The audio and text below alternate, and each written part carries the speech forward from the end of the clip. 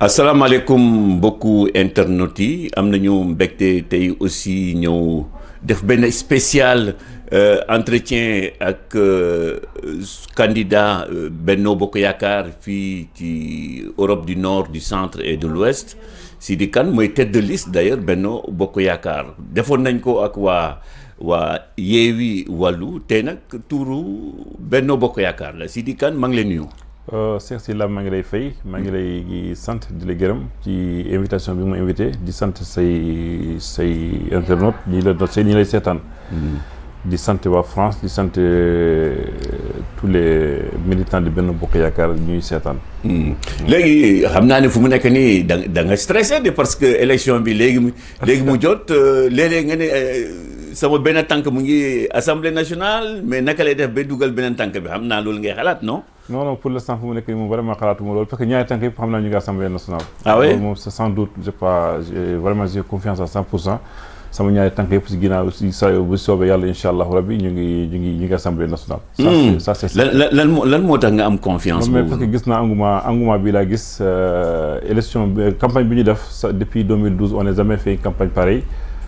Très franchement j'ai remercié beaucoup tous les responsables tous les militants et tous les membres de Benno Bokk Yaakaar qui sont vraiment mouillés le maillot pour la réussite de cette campagne.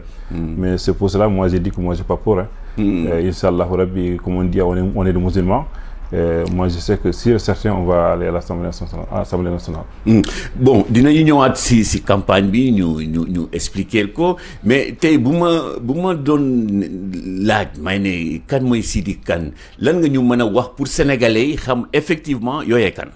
waaw Sidi Kane mooy sénégalais juddoo Kanel yaroo Kanel màggee Kanel nekk doomu daara duggoon nag école mais yàlla def na sori woon ci école bi dem na ba 6e fu walaa yem mais jàng na alquran ba wàcce ñaari yoon. nekk doomu daara sama papa nekk sëriñ bu mag waaw ñi ñu xam ci Fuuta et puis jàng alquran jàng sariya ci roñ la jàngee sariya et puis voilà jóge foofu dem delluwaat Dakar ci samay parents et puis foofu laa defee sama fin de jeunesse commencé liggéey nekk port di liggéey somi quoi avec mon oncle Abdourahim Agne def na fa presque 8 ans port avant ma ñëw Europe voilà ci bi ma nekkee port foo la am vraiment xalaat xam fu ma jëm. ne il faut ma dem Europe daal. waaw il faut ma dem Europe parce que daanaa ñëw di dellu parce que dama doon liggéey port yàlla dafa am benn fonctionnaire bu doon ñëw port mais yoon mayu ko woon muy def beneen liggéey. mais amoon na possibilité pour dem di ñëwaat mu ngi tudd Abou Kébé mun naa tudd turam ASECNA la doon liggéeyee. après muy dem Belgique di jëndee oto bu jëndee oto am na quelques oto yu muy jëndi sama tur la koy def parce que dafa doon nëbbatu ma koy gérer oto yi. may liggéey di am salaire di am ci oto yi di boole après jox buy dem après mu jëndaaleel ma indil ma mu def ko sama tur ma commencé am ay quelques connaissances yoo xam ne ni ça me permet quand même man tamit mu wut visa. ma commencé demal sama bopp. voilà ma commencé demal sama bopp ba yàlla def. may dem di ñëw ba yàlla def après ma gis vraiment mun naa toog après ma dem toog quoi ma dem Italie seeti samay xarit voilà ñu ne ma mun nga nekk fii affaire yi quoi mun nga toog après ma toog Italie nekk foofu quelques moments après voilà ñëw France. mais bi nga ñëwee France nag nu mu demee woon amuloon kayit de. non bi ma ñëwee xam nga Italie damaa dem. parce que France finalement dund bi ñuy dund ak man li ma xamoon Sénégal bokkul parce que man damaa xamoon liggéey salaire. mais damaa ñëw Italie fekk ñoom ay presque lu ci gën a bëri ay moodu njaay nii voilà njaay ak yooyu affaire yi ko moo jaay ay CD jaay ay sac affaire yi ko xam nga dàqante ak police yi ak finance mooy carabinieri yi wala gendarmerie. voilà après nag man daal xaaral ma changé quoi ma dem France bi ma ñëwee France toog naa fii lu yàgg vraiment aw ma kayit et puis j'ai perdu beaucoup de temps bi ma doon dem Sénégal di ñëw mënoon naa continuer ci loolu di dem Sénégal di jënd ay oto di ñëwaat di dem di ñëwaat. mais bi ma décidé toog gis naa vraiment si bloqué parce que mënatu woon dem Sénégal ñëwaat parce que boo demee déjà bu ma demaatee Sénégal bu ma déposé visa xam naa ne pour amaat visa du yomb. léegi nag obligé ma toog. bi ma toogee fii de galère na pendant 6 ans sans papier mais may liggéey maa ngi sant yàlla bu ma ñëwee France 2 semaines laa toog liggéeyuma après dafa am benn paa bu dëkk suñu dëkk bu tudd si koy dem moo ma ñëw fekk mu toog mu ne ma demal seet ku lay abal kayit nga ñëw ma yóbbul fi may liggéeyee après ma dem gis sama benn grand frère wax ko moom moo jël kayitam jox ma delluwaat ak paa bi le même jour mu ñëw ci directeur bi mu ne voilà indi naa la kenn kooku xool papier yi xool après mu ne amul problème. C'était le mercredi mu ne ma photocopier kayit yi mu ne léegi da ngay dem vendredi matin nga ñëwaat nga commencé 8h ma dem jeudi vendredi après ma ñëwaat commencé fa liggéey 2004 depuis 2004 jusqu'à aujourd'hui foo laa mos a liggéey foo laa nekk ba tey. liggéey fa nag sans papier ba yàlla def mu bëgg ma trop nekk sama papa presque moom ma defal. borom restaurant bi mu ngi tudd Monsieur Berser. Il est connu dans le 18e arrondissement. C'est un restaurant connu. Même Tony Blair, le premier ministre de Grande-Bretagne, il a travaillé là-bas. Si vous voyez, il y a des photos. D'accord. Il est un serveur. Vous êtes étudiant en France. Mais le restaurant, il a une réputation comme en France. C'est une grande brasserie française. Après, moi, je fait le ginnaaw yàlla geneen bi ak maire de Paris Bertrand Noyer xaritam la dafa am benn blocage quoi ci papier yi parce que 2000 enfin dañuy wax ne il faut nga toog ci dëkk bi 5 ans pour ñu mun la régulariser mais instant boobu maa ngi liggéey mais 3 ans la amoon mu bëgg maa régulariser après ma dem yóbbu kayit yi déposé mais am blocage gars yi ñu ne voilà tous les papiers complets mais le problème que âge yu ñuy laaj def ma ko fii léegi nag moom blocage mu wax ko Bertrand après moom moo defar autorisation bindi préfecture après gars yi jox ma partie 4 séjours voilà mu ne ma léegi nag comme loolu après il faut nga changer sa profession nga dem def formation à partir de là ma dem def sama formation cuisine ba pare après ñëw intégré war sama liggéey continuer jusqu'à aujourd'hui maa ngi foofu. te macha allah yaa ngi. maa ngi sant yàlla bu baax et puis voilà maa ngi sant yàlla bu baax a baax et puis maa ngi liggéey am sama salaire et salaire bi may gagné tamit xam naa ne ñi ma nekkal xam nañ ko ñi ma gën a jege xam nañ ko mun na moo ëpp salaire député Sénégal très franchement. waaw mais c'est une. kon yow daal bëggoo nekk député juste pour. voilà pour am xaalis quoi du loolu moo la bëgg a yóbbu assemblée nationale. non mais bu dee xaalis moom du ma dem assemblée nationale fekk sama salaire bi may gagné France wallahi lazim moo ëpp salaire député fuuf. voilà moo ëpp salaire député fuuf sax mais. maa ngi sant yàlla vraiment amu benn problème. mais yow bu ma déggee li ngay wax cela veut dire que am nga ay difficultés comme immigré bu nekk fii est-ce que difficulté yooyu mun na la permettre suba boo demee assemblée nationale nga mën a défendre immigré yi. non mais difficulté moom du ñàkk xam nga immigré moom ak difficulté ñoo ànd. ku fi dund rek amoo kayit am nga difficulté. toog fii presque pendant 5 ans 6 ans man bi ma ñëw dama bàyyi jabar waaw bàyyi ñaari doom. mais toog naa fi pendant 6 ans munoo gis sa njaboot xam nga loolu moom vraiment dara gënu ko métti mais il faut nga muñ ko et puis essayer gérer mais tamit ça m'a permis quand même vraiment di liggéey yàlla dimbal dama liggéey naa et puis voilà def naa ci sama premier kër maa ngi koy jënd en 2004 boobu président Macky Sall ñëwul am pouvoir sama deuxième kër maa ngi ko jënd en 2008 voilà moo commencé nag nekk ci continuer oto yi di yónnee après di ko yónnee ci sama tuuru beneen xarit mu tudd Ibrahima Ba mu ngi actuellement mu ngi Belgique.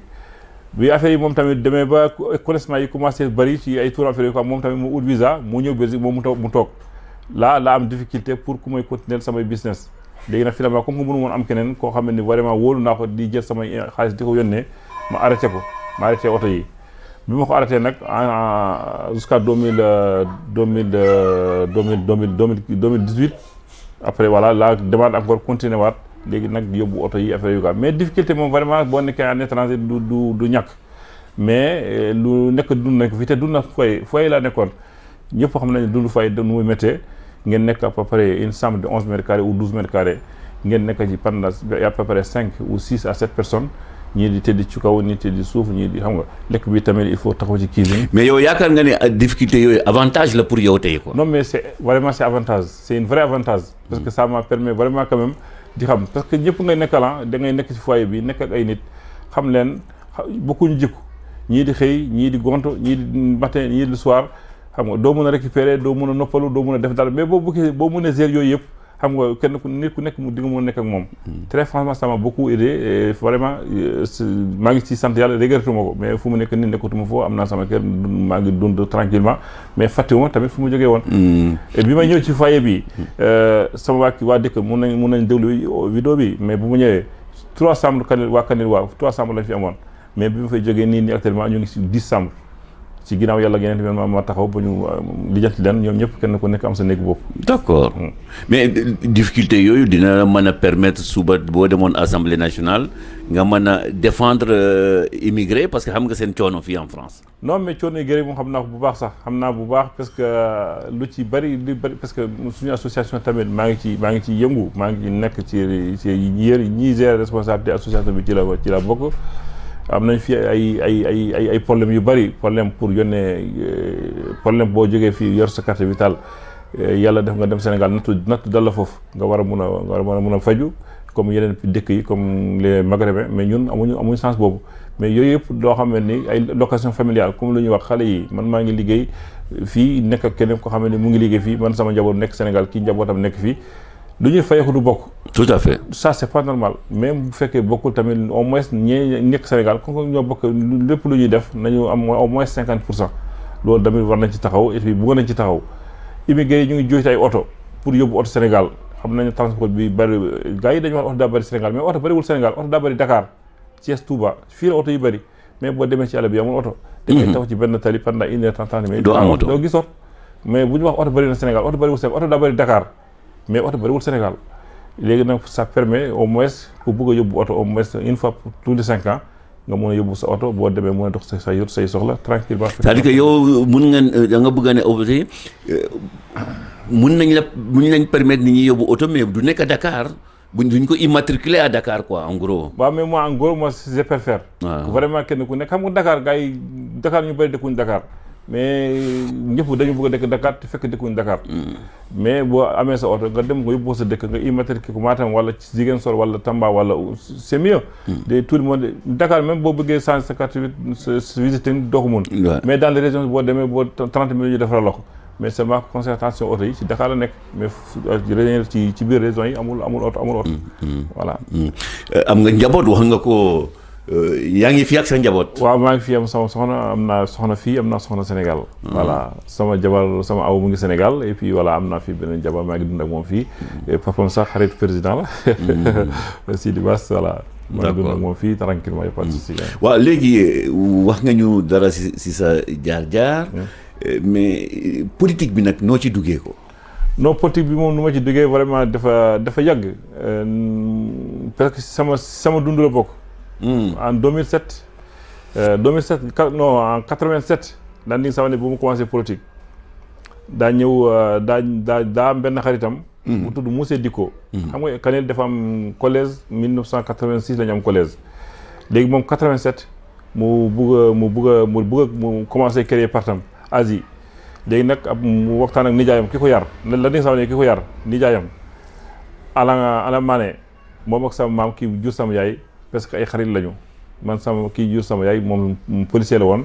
moom ak nijaay mag la ni sama ne ñoo bokkoon camp ñoo bokkoon même benn njël la ni sama ne ak sama yaay xarit lañu parce que ñoo yarandoo depuis xale. léegi nag après mu bëgg a dugg ci politique mu ne booy dem Fuuta naa la jox numéro naa la jox adresse sam benn xarit. bu nekk Kanel.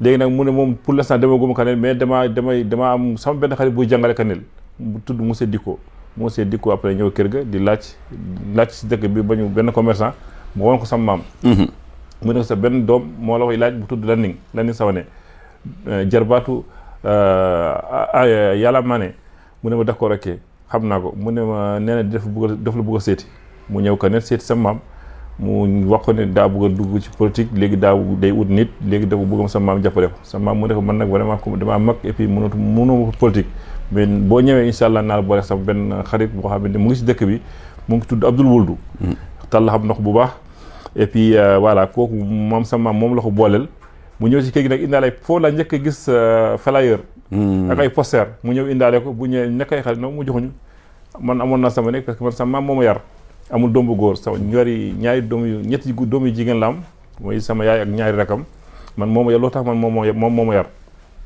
mu indil ñu ay flyer ay poster ñu taf ko ci suñu nekk bi yëpp ñu taf ko ay poster léegi nag landing après ñu ne xam nga ñu nekk landing rek foo la commencé ba ñëw Dakar bu ñëwee Dakar après Abdourahim Agne voilà continuer ci moom nekk parti socialiste di ko jàppale instant boobu Landing Savané dafa commencé non parti socialiste Abdou Diouf daa ne woon il faut ñu renouveler parti bi. tout à fait waaw renouvellement yooyu nag bu ñu def après il faut ñu créer ay tendance A ak tendance B.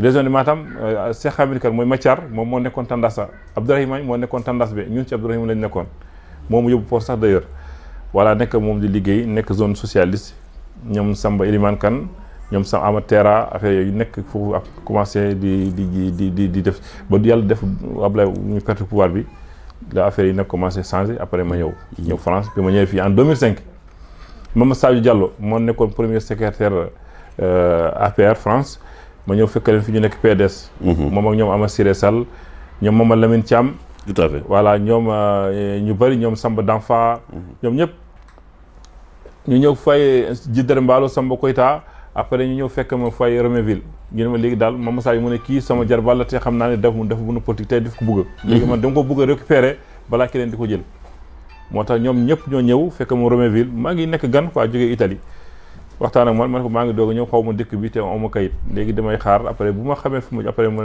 commencé comment ma ñëw ma commencé ak ñoom nag nekk ak ñoom di ànd ak ñoom mais xam nga rek bu amul kay yenn kii doo ko mën a def yenn risques yi doo ko mën a jël ba yàlla def après voilà Macky 2017 ñu dem élection avec PDS président Macky Sall moo nekkoon directeur campagne ñu gagné après bi ñu fi jógee difficulté yi commencé mu créé partam bu ñu wootee réunion ñun léegi il faut ñu génn PDS jour boobu man ci réunion boobu fekkee naa ko 12 la ñu woon ñun 12 yi après ñaar ñoo ci rocceeku ñu ne ñoom dañu xaar Ama Siré Sall ñëw mais ñun 10 yi après ñoo dem ànd après woote assemblée générale après war commencé APR noonu la commencé APR et jusqu'à aujourd'hui maa ngi APR yow dégg naa bokk nga ci premier militant APR yi France bi premier militant APR 10 personnes yi créé APR man France man ci laa bokk loolu moom wax naa ko waxaat ko te amoo doo dégg kenn ku lay koy démentir voilà man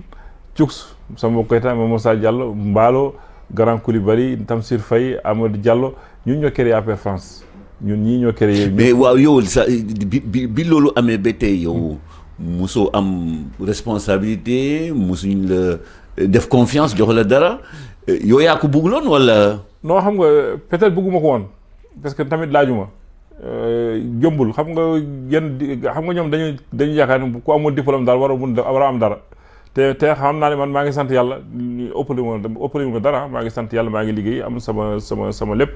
voilà di liggéey laajuma ko très franchement laajuma ko mais dama doon wax tamit ñoom tamit war nañ ma ko proposer wala ñu gëstu ma souvent damay wax sama xarit man maay seen asaka parce que ñi ma nekkoon ñëpp Mama Sadio Diallo nekkoon na député Samba Koyta nekk député Sana Camara président bu Sénégal Aliou Ndao Fall mu ngi Sénégal ambassadeur Amadou Diallo consul wala Mbacké Wiss consul Tamsir Faye directeur ANPEJ Sidi Kane daal moo fi desoon comme Cuksu nekk ministre man daal maa fi nekkoon seen asaka ma toog voilà sant yàlla nag vraiment aw ma dara ñàkkuma dara di liggéey sama liggéey ba yàlla indi li ñëw tey voilà donc ñuy ne oui Sidi Kane oui dañ ko favoriser bralon la dafa am lobbying bu tax ba Sidi Kane ñu investir ko ñooñu lan nga ci mën a wax waaw mais xam nga loolu moom lobbying mënu fi am xam nga li ma la wax ni bu fekkee yoon rek lañ jaar lobbying mënu fi am parce que man fi ma commencé ba aujourd'hui man wax naa la ñi commencé parti bi France man ci laa bokk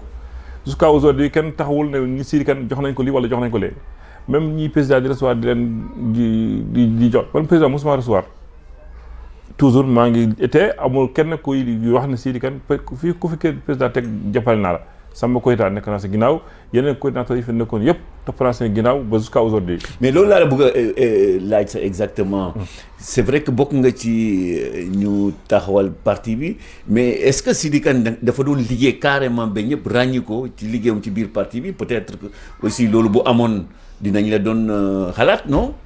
non mais loolu moom da ngay talal sa micro waa ñi nekk France xam nañ ko man Sidi Kane France nga nekk nord sud est ouest amul benn militant APR bu nekk fii ci France ku xamul Sidi Kane kooku amul wala yow bokkoo APR wala yow gal nga ci APR mais képp koy ñëw ci réunion APR wala nga nekk Paris wala nga nekk ci région parisienne wala nga nekk ak foo munti nekk ci France bu dee militant APR vrai di nga ma xam parce que man tamit ci Paris laa nekk les affaires yu bëri yuy passé Paris lay passé te amul dara lu mun a passé Paris te sama loxo nekku ci loolu amul même bu mu nekkul fii maa ngi Sénégal lépp luy am fii man sama loxo dina ci nekk loolu moom c'est sûr et certain kon bu ñu ma xamul ci parti bi peut-être dañ ma bëggoon xam mais man moom je suis incontournable dans le parti ici en France. Donc c'est dans l'ordre normal des choses. nu ñu la tegee nii candidat. mais c'est normal pour moi c'est normal dafa yéex sax waroon am bu yàgg lii c'est warul woon am léegi waroon am bu yàgg. waaw mais xam nga li ñu wax rek loo gis daal waa yàlla dogalee loolu lay am kañ. mais peut-être léegi yàlla. am na ñuy ne aussi mais lu tax Macky Sall di investir Sidi Kane amul diplôme alors que APR am na ñoo xam ne jàng nañu ba ñuy yey kayit ñooñu aussi am na ni nga leen mën a tontu. xam nga jàng ba am kayit moom loolu moom wax bu yàqu jàng ba am kayit Sénégal boo demee Sénégal ñëpp am licence maa ngi sant yàlla sama doom yi nekk Sénégal sama ñaari doom yi ñu ngi jàng ñoom ñëpp ñu ay universitaires lañu te ñu ngi jàng ci ay écoles yu gën a certifié ci Sénégal. ISM lañu jàngee. ISM chaque année dinaa fay kenn ku nekk dinaa la fay 1,3 million kenn ku nekk naa la fay loolu Émile Bakhoum war na ko mën a sax mën na ko seede parce que war naa ko facture yi kenn ku nekk ñaar yi dinaa leen fay 2,6 millions par an. kon man jàng ak ñàkk jàng laa ci jamale maa ngi sant yàlla. ñii jàng ëpp nañu dara parce que man mun naa am sax am na ñoo xam ne ni man maa leen ëpp salaire man li may gagné duñ ko gagné. waaw maa ngi liggéey di def samay business. di sant yàlla nag bu baax. di am lépp lu ma soxla maa ngi ko sama te ñàkk jàng bi du tax boo demee assemblée nationale doo défendre seen cause. ñàkk jàng sax moo ma soowee xam nga boo jàngoon da ngay nekk fii da ngay jàng damaa jàng di xarwaatu di kii affaire di yaakaar yi man dañoo daje fii nga yaakaar ne Sidi Kane dof la kii amul dara wala xamul dara te man xam naa ne war na yàlla man li ma mun wala li ma xam te xam nga genn wàll gi wala li ma mun a genn wàll gi kon man loolu man dérangé wu ma donc ñu koy wax APR nag c'est vrai yow tu le sais bien que bi ñu génnee liste yi ñu investir barewoon na coow tey ban message nga mën a lancer waa APR yi. non mais coow yëpp xam nga rek c'est normal liste xam nga liste boo xam ne ni 80 et quelques personnes ñoo déposé buñ ci choisir benn ni wala ñaari ni wala ñetti nit il fallait que coow am. loolu moom yow comprendre nga coow li. non mais comprendre naa coow li vraiment comprendre naa ko et puis c'est pas la première fois coow amoon na waaw léegi ci yow coow daa amaat mais amoon na mosoon naa am moo tax man yooyu man damay comprendre ne vraiment c'est normal mais di nga gis nga affaire yëpp léegi jaaral na yoon ñëpp taxaw nañu vraiment ñu ngi liggéey on est sur le terrain partout foo gis guddi ak bëccëg suba ngoon ñëpp ñu ngi terrain bi liggéey mooy xale yi mooy mag ñi mooy cadre yi mooy jigéen yi ñëpp ñu ngi si terrain benn bokk yaakaar tamit bàyyi mu leen ginnaaw vraiment ñu ngi liggéey ñëpp ñu ngi jàpp ci affaire yi wala ma fàtte vraiment lu ñu doon jàpp yëpp fàtte nañ ko léegi ñu ngi si terrain di liggéey waaw léegi am na boo xam ne aussi ci lay terminer ci parti boobu yow ak coordinateur Talla Daf yàlla mbokk dëkk Kanel en tout cas ñu bëri nañ ne way Talla moom dafa doon moom moo doon pousse Sidi Kane rek ñëpp xamoon nañu ni Sidi Kane les fexe ñu investir ko parce que ñoom ñoo bokk a dëkk. non xam nga loolu mooy li gars yi di wax mooy wax bu yàqu. parce que man Talla Daf APR la mu fekk. Talla Daf APR la mu fekk pourtant man ñi ñuy investir ñoom ñëpp maa leen jiitu parti bi ki fi man ñii ñëpp ñoom dem ak ñoom xam ne ñoom ñëpp APR la ñu fekk fii ku fi nekk di ngandal ñoom fii France actuellement tey ñii créé parti bi man ak Amadou Diallo ñoo fi fanaan tey ci dëkk bi tey. ñi créé parti bi APR man ak Amadou Diallo conseil ñun rek ñoo fi fanante ci dëkk bi ñu si des yëpp kenn nekku fi tey kon Talla Daf bu ma fekkee ci parti bi daa fekk may liggéey te moom xam na li may def c'est normal parce que bu jaaroon ci yoon moom la ñu waroon jël moom la ñu waroon choisir en tant que coordinateur en tant que coordinateur bu fekkee nag moom nee na vraiment moom dafa man maa ngi koy sant sax parce que daa doylu ça nous permet mu ubbeeku ñeneen ñi tamit tan seen sens mais bu fekkoon gourmand bëgg a jël yëpp bu ko ak moo ñëpp lu ñëw rek après nga bëgg koo jël bëggoo ci sedd kenn man bu boobaa man du ma mën a ñëw mais yàlla def na moom vraiment am na xel pour bàyyi lii mu ne parce que man maa ngi jàpp ci lii dama naa ko bàyyi après pour keneen tant ensemble man bu ma gisee loolu ma nekk coordinateur Paris la plus grande coordination de France obligé man tamit bu profité ci après wax sama waaw mais Sidi yow tam mbaa doo def comme ñeneen ñi yàlla bu la mayee nga nekk député boo demee Sénégal rek nga fàtte ñu la élire fii nga dem Kanel di militer foofu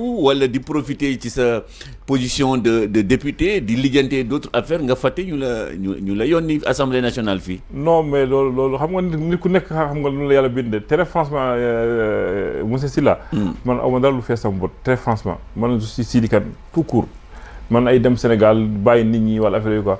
dafa am comme ku ma woo ñëw Sénégal ci mois de février mu fekk ko dem ko woo téléphone ma ne ko dangaa soxla oto mu ne ma non c'est bon soxla mu oto mais après sa discours bi ma def Miro mu dama pare mu wàcc mu ne mais dama woo mois de février nga neen naaju nga abal ma oto ba waaw mu ne damaa yaxoon sa oto nga ma bëggoon jox mais man dama laa woo damaa yëg ne ñëw nga Sénégal dama xam nga da nga am difficulté pour am oto ma woo la après boo soxla oto ma abal oto nga def say vacances boo pare après nga dem mais boobu nekk ma woon dara te boobu utuma woon dara voilà mais am nit ñi. en gros kon Sidi Kane ci sutura nga koy def peut-être. voilà mais da ngay yaa ngi jàppale ñu bëre daal. non du ma wax kenn dara mais xam nga bu am ku am lu amul sutura daal baaxul xam nga lii yëpp nit ñi koy doog a couvrir mais man vraiment dama am sutura am sama vraiment sama man daal bëgguma feeñ daal damaa bëgg toog jàpp sama jàmbur ñi muy commencé découvrir ni dafa am ñu ko xam mais bëriwuñu ci parti bi.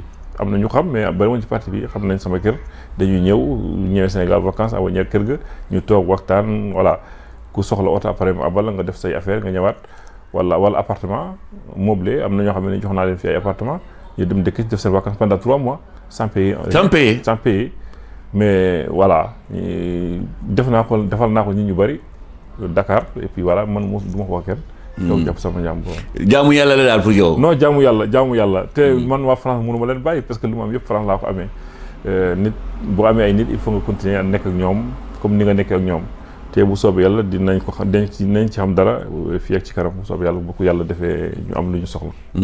waaw Sidi Kane dañ fi arrêté tuuti ñu jox sa xarit yi ñu am lu ñuy yokk ci waxtaan bi parce que ñoom aussi xam nañ la. waaw man de bëggoon ñu arrêté dama bëggoon ñu continuer. dinañ ñëwaat si yow. Arouna Sow yow yaay coordinateur comité électoral bu France non. Paris du moins yow xam nga bu baax Sidi Kane te boo gisee ñu ne la tey nga indi témoignage si moom c'est parce que xam nañu ni di nga mën a wax loo xam ni xel dina ko dégg alors loo ñu mën a wax si Sidi Kane. waaw Sylla merci beaucoup et, en fait Sidi Kane si je dois parler de lui je pense que on va rester toute la nuit et c'est quelqu'un que je connais très bien depuis très longtemps. D'abord c'est quelqu'un de très généreux, il est très simple et c'est quelqu'un en fait qui est très sincère en amitié. Je le connais en politique, il est devenu comme un frère moi. Pour moi. Et c'est pas seulement avec moi. Et la plupart des gens à qui on fréquente dans notre parti ont déjà en fait détecté cette générosité envers lui. Et comme il l'a dit tout à l'heure, c'est le membre fondateur de l'APR. Il n'a jamais demandé quoi que ce soit dans cette partie. Et ça ne lui a pas empêché de faire son travail correctement. Et il a été dans l'organisation. Et vous savez très bien, s'il a mieux que moi, dans l'organisation, c'est le poste le plus difficile à gérer. Et ingrat. Mais à chaque fois, il a réussi à le faire et dans les bonnes conditions, sans demander quoi que ce soit. Donc aussi dit, c'est quelqu'un de vraiment extraordinaire parce que malgré tous ces problèmes dans notre parti, et vous le savez mieux que moi, on n'a jamais entendu parler Sidi Kane dans la presse. Il n'a jamais eu d'article dans la presse. Il n'a jamais critiqué qui que ce soit dans le parti. Et il a suivi tous les coordinateurs, en commençant par Samba Koïta, passant par Demba Sow, Hamed Sarr et Taladaf, jusqu'à aujourd'hui. Et je pense que s'il a été choisi, c'est l'homme qu'il faut à la place qu'il faut. Vous savez, aller à l'Assemblée, on n'a pas besoin de diplôme. D'abord, lui, le diplôme, il les a. C'est quoi? C'est l'expérience. C'est le savoir-vivre. C'est l'honnêteté et la sincérité. Et tout ça, c'est en lui.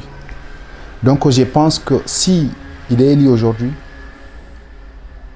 et parce que, en fait, c'est son travail. C'est par rapport à ce qu'il a vécu. C'est ça, en fait, qui a fait que aujourd'hui, il a été choisi. C'est ça qui va faire aujourd'hui qu'il va aller à l'Assemblée. Et je pense qu'on ne regrettera pas de l'avoir choisi. Parce que Sidi, je le connais, en étant seulement chargé de l'organisation dans le parti, ce qu'il règle, le coordinateur ne peut pas le régler. Mais comme quoi, il faut être plus précis. Je vais être plus précis. Oui. Parce que je parle en connaissance de cause. Il y a beaucoup de choses qu'on ne dit pas. Par exemple, je vais vous donner un exemple, le 23 décembre 2019. C'était lors des meetings de clôture de l'élection présidentielle. On avait organisé un meeting et à cette salle était l'invité d'honneur. Ces jours-là, sans Sidi Kane, cette meeting n'allait pas avoir lieu. Ah bon, pourquoi? Parce qu'il y avait un manque d'argent. Il fallait sortir 5 000 € pour la salle. Personne ne pouvait sortir dans le parti. C'est lui qui a sorti cet argent. Et la dernière assemblée générale qu'on a fait avec Amadou Taladaf le 3 mai 2021, et on avait des difficultés. Et c'est lui qui a pris son propre argent. Et lors des élections, quand on avait des problèmes de bus, c'est lui qui ramène son chèque, il dépose la caution pour que le parti puisse fonctionner. Et on le rembourse après. Quand le président Macky Sall était venu ici, sa dernière visite en France ici, c'est Sidi Kane qui a déboursé son argent pour acheter à manger tous les militants qui étaient dans la salle. Il a été remboursé 3 semaines après par l'ambassadeur. Donc je sais ce qu'il fait. Il ne dit jamais ce qu'il fait, mais nous on le sait. Et ça, il faut être un homme humble et sincère et honnête pour pouvoir le faire.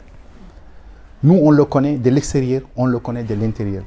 Donc si je me mettais à parler de lui, je resterais des jours pour parler de lui parce que c'est quelqu'un à qui je dois beaucoup de respect et de la considération parce qu'il le donne à tout le monde. Donc je pense que lui aussi, il mérite qu'on lui rende cela. Et moi, je suis son porte-parole et je le serai pour toujours parce que je sais qui il est et ce qu'il va devenir. En fonction de tout ce que vous venez de dire, vous estimez qu'une fois à l'Assemblée nationale, Sidi Kane défendra tous les Sénégalais, quel que soit le bord politique qu'il soit. D'ailleurs, ça, je vous le confirme parce que aujourd'hui, même en étant un simple Sénégalais, et aujourd'hui il est candidat, je sais qu'aujourd'hui en étant candidat, il aide les gens qui ne sont pas de son bord. Donc lui, quand il est là, il sera là-bas pour tous les Sénégalais, quel que soit le Sénégalais. Ce n'est seulement ceux qui sont à diaspora, hein, parce que quand on est parlementaire, on est un élu du peuple. Non pas seulement c'est de l'étranger, mais c'est aussi du Sénégal. Donc lui, il l'a fait avant de l'être. Parce qu'il y a des gens qui sont nés pour être députés. Il y a des gens qui sont nés pour être le porte-parole. Donc il fait partie de ces gens-là. Merci. Souleymane Diallo, docteur Souleymane Diallo précisément, yow it bokk nga ci cercle restreint bu Sidi Kane. yow tam xam nga ko bu baax a baax. Ban témoignage nga mën a def ci moom pour sénégalais gën ko xam. Tout à fait. Merci beaucoup, cher Sila. maa ngi leen nuyu di nuyu sa internautes yi.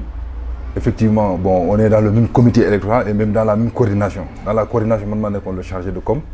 En même temps, maintenant, avec le mandataire aussi de la coalition. Effectivement, Sidi, je le connais depuis longtemps. Hein. Je pense que, comme l'a dit Aruna a pratiquement résumé. Depuis longtemps, en fait, dès l'origine, il était même le chargé, en fait, c'est lui qui s'occupait de l'organisation au sein de la DSC. Donc, il était, on peut dire que c'était l'ouvrier, en fait, si tu veux, l'ouvrier du parti, en fait. C'est-à-dire quelqu'un qui faisait quasiment le boulot que les gens ne faisaient pas. C'est-à-dire, c'est quoi? Organiser les réunions, préparer les meetings. Donc c'est très difficile. Donc tout ce qui est lié à la bouffe, la nourriture, tu as l'eau, à la boisson, c'est lui qui s'occupait de ça. Donc après c'est le boulot que les gens ne faisaient pas. Donc c'est ce boulot-là que lui il faisait. Donc il a fait dès l'origine, hein, jusqu'à maintenant même, jusqu'à maintenant. Donc c'est lui qui le fait. Et il a fait toujours avec beaucoup de rigueur, avec beaucoup de sérieux. Donc il a toujours été serviable. En fait, moi, je dirais, c'est le mot en fait. C'est quelqu'un de cérébrable. Et puis, quelles que soient les situations, en fait, il ne s'énerve pas. Moi, je le vois rarement, je ne l'ai jamais vu, en fait, s'énerver. Pourtant, il y a beaucoup de pression. Hein. Dieu sait qu'il y a beaucoup de pression dans l'organisation parce que chacun demande ça, chacun veut ça. Donc, il a toujours été là, à l'écoute. Il a une grande capacité d'écoute. Ça aussi, ça m'a beaucoup marqué. Et aussi, il est fidèle en amitié. Je pense que Haroun l'a dit. Bon, je sais que moi, même pendant mes vacances au Sénégal, il m'appelle souvent, il m'invite souvent chez lui. Même d'ici, il m'appelle quand je suis là-bas, tout le temps. Donc, c'est quelqu'un qui est vraiment fidèle. Et je pense qu'aussi, comme il a dit, hein, si tu regardes son parcours, c'est quelqu'un qui a vécu ici pendant des années. Donc, il maîtrise vraiment les problématiques que nous vivons ici. C'est-à-dire, c'est quoi? Il a vécu dans les foyers. Donc, il sait comment les gens ils mangent, comment les gens ils vivent. Il comprend les difficultés quotidiennes. Donc, il comprend aussi les attentes, parce que c'est les mêmes attentes. Hein, tout à fait. C'est les mêmes attentes. Donc, ça, je pense qu'il les maîtrise. En gros, je pense que c'est le reflet même. C'est le reflet. Je pense que c'est un très bon choix. On n'a pas forcément besoin d'un diplôme docteur ou d'ingénieur pour pouvoir faire ce boulot. On peut être diplômé et ne pas pouvoir faire ce boulot. Je pense que lui, j'ai même pas de doute. Parce qu'il a... C'est quoi être compétent finalement? Être compétent, c'est quoi? C'est avoir tout simplement la capacité, en fait, de résoudre les problèmes, les difficultés. Tout à fait. Pour moi, à ce niveau, pour moi, il n'y a aucun doute. Il pourra le faire. Il a les capacités parce qu'il me l'a montré, il les a démontrées, on les a vues à l'œuvre, on l'a vu à l'œuvre. Je pense qu'il n'y aura pas de doute à ce niveau. Mais est-ce que cette fidélité dont vous parlez ne peut pas être aussi un handicap? Parce qu'aujourd'hui, visiblement, les Sénégalais n'aiment pas un député qui va dire « Oui, moi, je suis le député de Macky Sall ». Est-ce que Sidi Kane, un jour, il ne va pas dire « Bon, comme il est fidèle en amitié, il va dire « Mais moi, je suis le député de Macky Sall ». Non, je pense qu'il faut aussi que les gens, en fait, relativisent. C'est très important. Pourquoi on fait des listes? Pourquoi les majorités, en fait, que ce soit majorité, opposition ou bien les gens qui compétissent, pourquoi ils font des listes? Les listes, c'est pas un truc anodin, en fait. C'est parce qu'on appartient à un camp. Après tout, il appartient au camp. Il appartient au camp de la majorité, au camp de Beno. Donc ça, on ne peut pas l'oublier, on ne peut pas le nier, en fait. C'est ça aussi le fonctionnement de la démocratie. La démocratie aussi, c'est des camps. C'est des camps, j'appartiens à un camp, je défends les couleurs de ce camp, je gagne, je vais à l'Assemblée avec les couleurs de ce camp. Ça, il ne faut pas que les gens oublient cela. Je pense que c'est les bases même de la démocratie, en fait. Appartenir à des camps. Donc, bien sûr qu'il ne va pas oublier son camp. Il a été élu par son camp. Son champion, c'est Macky Sall, y compris nous tous. Donc, ça, c'est clair et net. Ça, je pense qu'il n'y a pas de doute. Ensuite, cela ne signifie pas qu'il va oublier les problèmes des Sénégalais, d'une manière générale. Parce qu'aussi, il est député d'une majorité, mais il est ouvert à tous les Sénégalais. Je pense qu'il faut que les gens comprennent cette nuance. Ce n'est pas parce que je suis dans un camp que je suis vraiment contraire à tout ou je suis opposé à tout. Non. Je pense que lui, le connaissant, comme d'ailleurs d'autres, il n'est pas en fait de cette nature. Ouais, mais Souleymane, ku leen déglu nii comme ça dafay mel ni Sidi moom malayka la daal amul défaut quoi, moom tout est rose quoi. Non, du malayka. Notre boo gis am na défaut. Heureusement d'ailleurs qu'on a des défauts. Mais je veux dire qu'en fait par rapport à li ñu ko bëgg a dénk, peut-être aussi défaut bi mooy justement il est trop généreux peut-être. Aussi ça peut être un défaut, hein. Être très généreux et justement être proche, parce qu'il aussi y a ça, il est proche de tout le monde quasiment. Son téléphone est ouvert, hein, 24 heures sur 24. Et puis quel que soit, comme je l'ai dit, quelle que soit la pression ou les difficultés, mais il est toujours serein en fait. Moi je le vois rarement en fait péter un câble, excusez-moi du terme, hein. Je le vois, je ne l'ai jamais vu d'ailleurs péter un câble. Pourtant je sais que voilà, on est tout le temps sous pression, mais il est toujours serein. Je pense que ça c'est une grande qualité en fait, je pense qu'on a besoin dans ce pays. À ce niveau, je pense que vraiment il ne va pas nous décevoir. Et vraiment, bon, je pense qu'il va nous représenter dignement, je le pense, ça, j'ai même pas de doute. C'est pour ça que je pense que c'est très important. Il ne faut pas que en fait, les gens de la diaspora se laissent berner justement par les gens de l'opposition, qui sont tout le temps dans des cafés, dans des restaurants, en train de faire des théories. Matin au soir, ce n'est que des théories, mais ça n'a aucun sens. Là, on le présente un profil de quelqu'un qui vit des choses concrètes. Ce n'est pas un théoricien en fait. On peut faire de la théorie, hein, mais ce n'est pas ça en fait. C'est quelqu'un qui vit des choses concrètes, qui a la capacité, ça il n'y a même pas de doute en fait, qui a la capacité en fait de résoudre des problèmes concrets. Mais c'est ça le rôle d'un député finalement. Merci Souleymane. Alima Diallo madame Sy. yow aussi dañ la woon pour nga wax dara ci candidat Benno Bokk Yaakaar Sidi Kane. am ngeen ay relation lan nga ñu mën a wax ci moom. bismillahi rahmaani rahim. auzu billahi mina sheytaani rajim. maa ngi nuyu ñu fi toog ñëpp di leen gërëm di leen sant. waa boo ma posé question ci Sidi Kane dinaa ci sawara tontu. waaw parce que man bi may ñëw ci France boobu defe naa 17 ans laa am. dégg nga ba tey am naa 60 ans. waaw moom fii la ma fekk ci dëkk bi. waaw ñu galéré ensemble nag wax dëgg yàlla moo àndoon ak sama rakk bu jigéen tudd Ramatoulaye ba yàlla rek li yëpp sotti lépp politique bi ñëw nag mu fekk ma ci mu jàpp ma nag comme magam waaw. waaw mais yow durant tout le temps bi ngeen di ànd. yow yan jikko nga mën a wax ci moom. yan jikko xam nga nag boo nekkulee nit mënoo wax jikkoom waaye li ma xam ci moom ak li ma nekk ak moom xam naa ne ku dal la ku am nu mu tuddati ku dal la ku mën a muñ la mën na dékku lu bare day dékku lu bare nag mën a dékku la waaw. maanaam bu nekkee aussi ci ay difficulté boo ko ooyee nga wax moom. waaw day déglu. ak tamit ci loo ko munti fekk daal boo ko ci génnee mu génn ci. waa du nitu fitna tamit loolu moom xam naa ko si moom du nitu fitna waaw gisuma koo gis nag fu mu àndee fitna waaw loolu moom gis naa ko. mais du nit koo xam ne aussi. yaakaar nga ne bu demee assemblée nationale du fa nekk rek di tàccu rek di nelaw quoi du jóg di liggéey pour sénégalais yu ko fa yónni. loolu moom du jikkoom du façon. du jikkoom parce que nit tamit danga koy waxal jikkoom.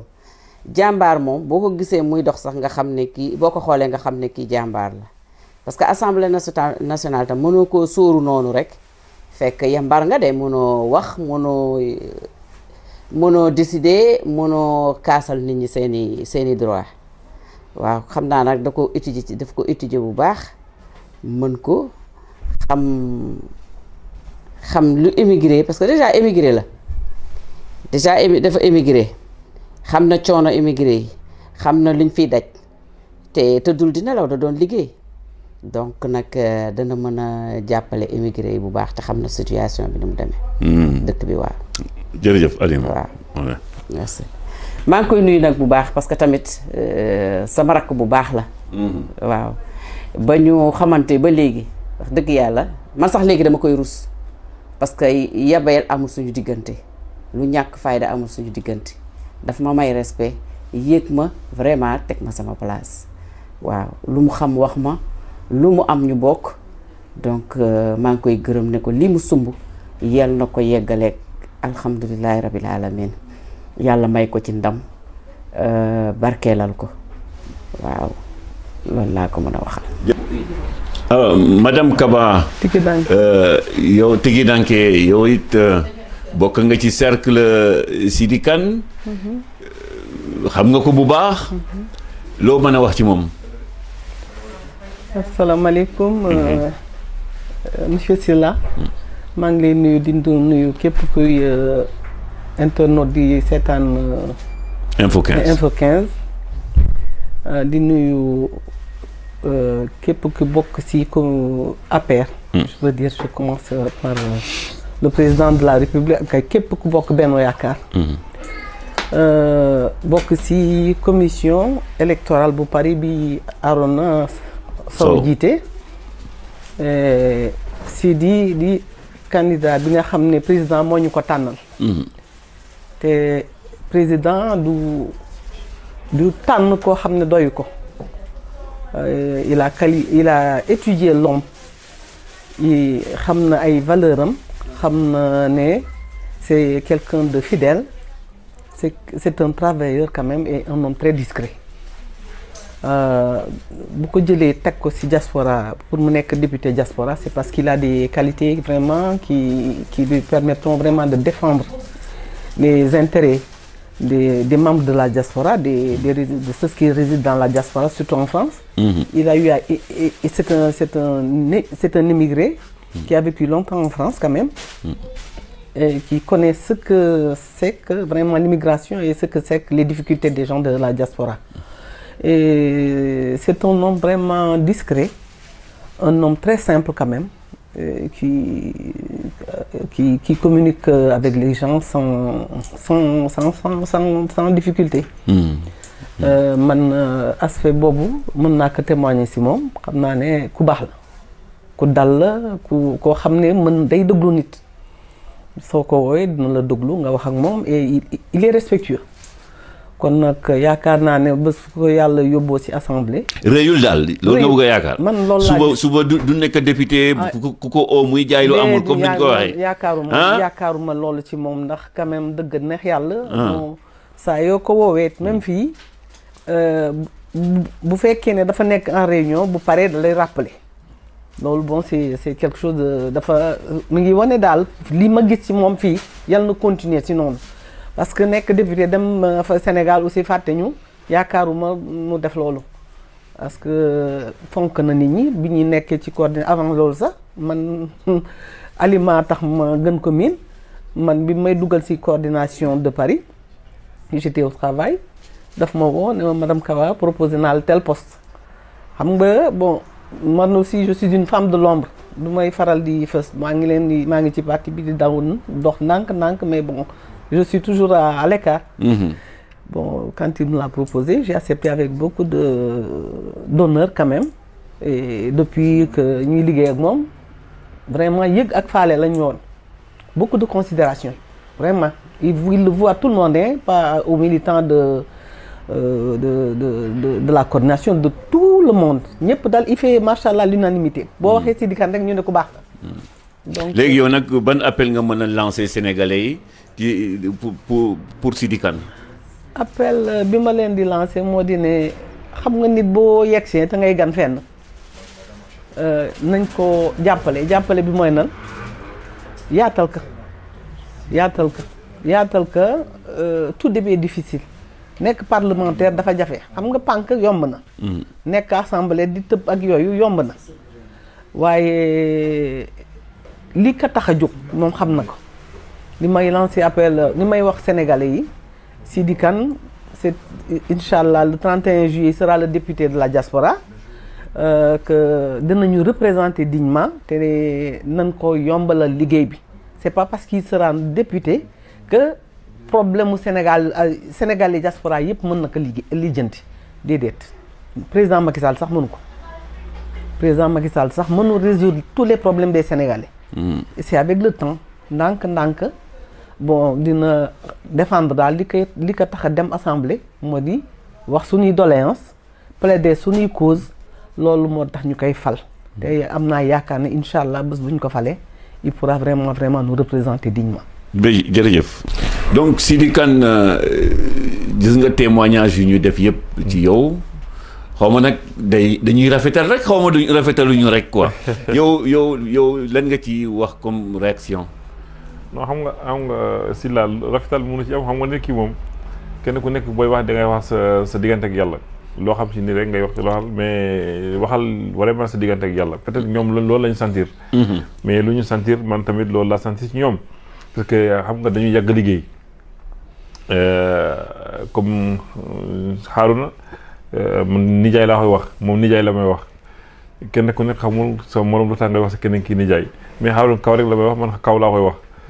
musul jaar sama tur duma jaar sa turam te ku baax la vraiment moom it ku yaru la ku nangoo liggéey la. Harouna Sow kenn mënul wax ne Harouna Sow ku xam parti bi xam Harouna Sow te am na lu bari loo xam ne vraiment dañ ko sekk li ma nekk nii mënoon na ko nekk coordinateur Paris bi ma nekkee coordinateur Paris ñi ma njëkk jàppale ci coordination Paris moom ci la bokk te mënoon na ko nekk te mënoon na bañ. nekk côté nee na moom tamit da koy laajte. tout à fait voilà mais bi ma ko woowee après ma ne xaaroon comme que léegi dañoo def ay coordination léegi man damaa bëgg a candidater pour nekk coordinateur Paris moom njëkk wax ne boo bëggee man bëggoon naa dama ko woo moom ak Soyibu ak Oumar Wele ñu daje Gare de l'Est ñu waxtaan ci benn café man damaa bëgg a nekk candidat pour coordination Paris moom moo ma njëkk man tamit bëggoon naa mais comme que bëgg nga man bàyyi naa Soyibu mu ne ma bëggoon naa mais yow Sidi Kane boo bëggee bàyyi naa affaire yi jeex ñëpp d'accord ñu ne léegi amul problème Sidi Kane yow yaa nekk léegi dañ def coordinateur Paris mais ñoom mun nañ ko laaj wala ñu bañ nekk xeex nekk xuloo nekk arrangement kenn ku nekk di xëcc sa bopp mais ñoom ñëpp dañu bàyyi lépp bàyyil ma ko mais ñoo moo tax man maa ngi sant yàlla yéen ci yeneen bi ak sant leen docteur Souleymane Diallo pareil depuis boobu léegi ñoom bàyyi ñu ci wàññi woon ci benn virgule di ñëpp dañu wax ne Sidi Kane dafa am équipe ne très franchement dama am équipe depuis dès le premier jour ñoom du ñu lekk du ñu nelaw du ñu naan du ñu def dara ñooy nekk tout le temps ñu ngi ak man Harouna Souleymane madame Kaba Halima Diallo Madina Tall Mariba ñu ngi ci ak man guddi ak bëccëg suba ngoon fu ma taxaw muy bu ñu nekkee kër ga tout le temps dañu nekk ci ay téléphone di waxtaan. mais bi coow li bëree noonu APR après investiture yi. sa xarit yi ñoom ban taxawaay la ñu amoon. loolu mais taxawaay bu dëgër xam nga bu dul woon ñoom man bàyyi laa bu yàgg parce que man damaa dem ba ci biir ma ne man bu ma xamoon affaire yi nii lay mel man du ma ci dugg tellement que man fu mu nekk nii xam nga APR boo soxlawul dara rek baax nga mais boo bëggee dara rek baaxatoo yàlla nag dimbali na ma man aw ma vaar kenn génne lu ma fi vaar Sidi Kane def na lii baax na wala Sidi Kane def na lii baaxut ñëpp xamee nañ ma comme ni ma nekkee woon mais ñoom ñoo ma gën a soutenir ñu ne ma doo bàyyi surtout Harouna Kaw da ngay continuer on va foncer on va avancer jusqu'à aujourd'hui bàyyi woon ci dara dañuy nekk ba 3 heures du matin 4 heures du matin sama kër dañuy wax téléphone guddeeg bëccëg ñooy nekk mais bu du woon ñoom man génn naa ci affaire yi yàggan sa njaboot nag sa jabar yi sama jabar ba découragé wu ñu aussi non sama jabar découragé mais moom elle est à politique day woote quoi mais moom deful politique fonctionnaire la mu ngi liggéey sant yàlla alhamdulilah mais instant bi nii dafa mais politique moom vraiment def métti da ngay nekk guddeeg bëccëg suba ngoon téléphone jàmm ba léeg-léeg du leen ne yow doo bay lii nga jàpp sa liggéey bi waaw loolu la doon wax mu ne dama xamul lan moo dugal ci lii très franchement loolu la ma chaque jour mu ne man daal dama xamul lan moo dugal ci lii def métti nga da ngaa waroon jàppale parti bi rek nga def li nga doon def dem xëy wàcc après ñëwaat continuer sa affaire mais bàyyi sa liggéey dem Sénégal xam nga ak coono bi yëpp damaa xamul vraiment lu ko jar te effectivement wax na dëgg voilà mais awma regret quoi pour vraiment xam naa ne yoon la boo xam ne yàlla moo ma ci jaarale il faut ma jaar ci mais lu tax malgré toutes ces difficultés yow nga nangu téye ci affaire bi di def politique quoi. non mais c'est normal xam nga affaire xam nga nit ki lépp loo bëgg rek da nga ciy déggu man bi ma laajuma dara mais bu ma laajee ba xas génne ko il faut ma dem ba jeex voilà man il faut ma dem ba jeex loolu moom kenn ñëpp xam nañ ma bu ma soxlawul mais bu ma soxlaa dama ciy dem ba jeex te ba yàlla sottal affaire yi wala mu demee neneen mais quand même dinaa ci dem vraiment ba mu yegg fi ma bëgg a yegg voilà mais yàlla def nañ sutura candidats yi bëri woon nañu mais président Macky Sall moo ñu choisir mais nekkul na ñoo gën ñëpp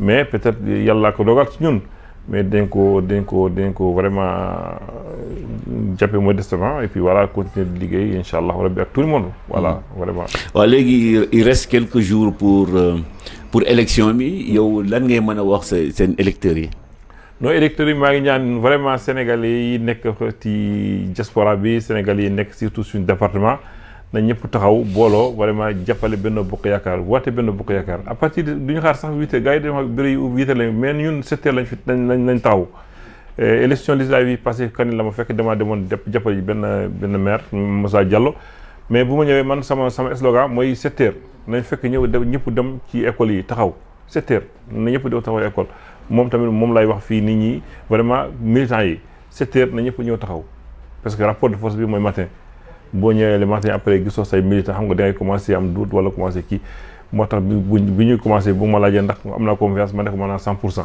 waaw vraiment maa ngi woo ñëpp nañ taxaw 7 heures na ñëpp ñëw taxaw ñu woote avant 10 heures fekk presque suñu major 50% de nos militants sont déjà votés man daal loolu laa bëgg waaye léegi yow fu mu nekk nii yàlla bu dogaloon nga bokk si ñuy dem assemblée nationale Sidi Kane est-ce que yow mun nga xool sénégalais tey nga leen du ma leen trahir. non mais man du ma trahir Sénégal yi loolu moom mun naa ko garantie mais tu sais comme xaaroon lu mu wax léegi man nekk na député avant may dem assemblée. Moi je suis là pour tout le monde, moi je suis là pour tous les Sénégalais. Man képp ku ma sollicité sa soxla man bu ma ci mënee dara naa ci def lépp lu ma mun sama kéem tolluwaay kattan naa ci jàpp ak lu mu mënta yor muy ndaw muy lu mu mënta toll après nañ ci jàppalante. Mais loolu yamul rek ci Sénégalais yi bokk benn bokk yaakaar mais Sénégalais yëpp ku ma sollicité sa vraiment sa ndimbal am na ñoo xam ni ci yeneen côté yi lañ nekk mais dañ ma sollicité jàppale naa leen ci li mu mun voilà mais parce que dafa am lu jiitu moi je suis là pour tout le monde. waaye. jërëjëf fii la ñuy yem ci waxtaan bi ñu bay la nga tàggatoo ak nit ñi. waxtaan bi moom vraiment merci si la gàttan na trop mais bëggoon naa sax mu gën a yaatu mais xam naa yoon yamul ci benn. tout à fait après incha allah après dimanche 31 lundi dañu defaat beneen quoi pour remercier nit ñi parce que xam nañ dañu gagné. di remercier ñëpp di remercier franchement tous les militants de Benno Bokk Yaakaar tous les femmes de parti tous les hommes de parti tous les cadres de parti bàyyiwuma ci kenn di remercier nag sama équipe très franchement waa Paris maa ngi leen di remercier ñaari équipe yi ma am mooy équipe bii dem ci foyer jiite ko Amadou Harouna Adama Ba et Amadou Dia ñooñu ñu ngi def benn liggéey extraordinaire dans les foyers amul benn foyer bu ñu bàyyi mooy Paris mooy 92 95 93 dem nañ ci foyer yëpp di remercier waa 93 aussi vraiment gis naa liggéey bi ñuy def di remercier franchement ñi ma àndal guddeeg bëccëg suba ngoon tayiwuñu bàyyiwuñu ñu ngi tout le temps on est tout le temps ensemble pour liggéey maa ngi sant ñëpp di gërëm ñëpp di la sant di la gërëm vraiment merci beaucoup et inchallah après le 31 le 1er ou le 2 août avant d'aller en vacances il faut qu'on se voit inchallah après on defaat beneen émission. jërëjëf Sidi Kane fii la ñuy yem ci waxtaan bi en tout cas xam nañu ni yow tam nit ku baax nga mun nañ ko seede xam nañu ni aussi nit nga ku bëgg a liggéey ki nga xam ni dafa commencé si zéro ba tey yàlla mu yeggal ko mu tollu tey loolu sa mérite personnel la vraiment loolu ñun tam mun nañ ko seede si yow jërëjëf Sidi.